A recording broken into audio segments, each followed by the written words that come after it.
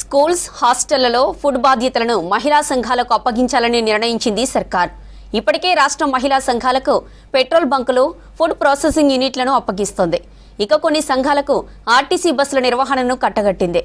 మహిళా సంఘాలు వీటన్నింటిని విజయవంతంగా నిర్వహిస్తుండటంతో విద్యా సంస్థలో వంట కూడా వారికి అప్పగించాలని సీఎం ఆదేశించడంతో అధికారులు కసరత్తు ప్రారంభించారు.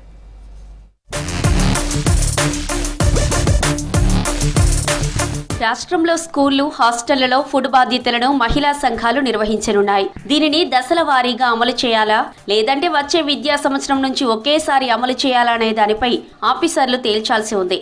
దీంతో సీఎస్ అధ్యక్షతన గురుకులాలు, విద్యాశాఖ అధికారులు, సర్ఫ్ సీఈఓలతో త్వరలో భేటీకి నిర్ణయించారు.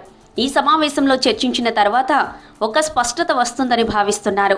స్టూడెంట్ల సంఖ్యకు అనుగుణంగా వచ్చే విద్యా సంవత్సరం నుంచి మహిళా సంఘాలతో సరుకుల పంపిణీ ప్రారంభించాలని సర్కార్ కసరత్తు చేస్తోంది.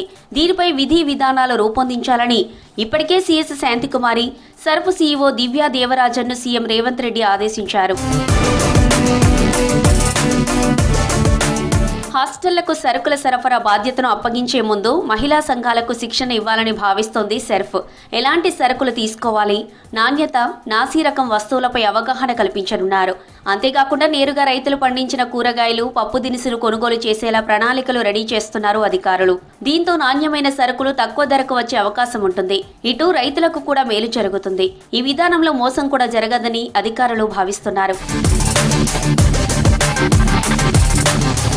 అయితే సరుకుల బాధ్యతల నుంచి కాంట్రాక్టర్లను తప్పించి మహిళా సంఘాలకు ఇవ్వడం సాధ్యమయ్యే పనేనా అనే సందేహాలు వ్యక్తమవుతున్నాయి.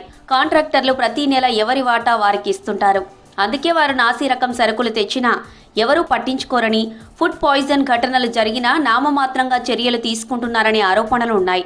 అందుకే కాంట్రాక్టర్లను కాదని మహిళా సంఘాలకు బాధ్యతలు ఇస్తూ ముందు ప్రజాప్రతినిధులే అంగీకరిస్తారా అనే వాదనలు వినిపిస్తున్నాయి.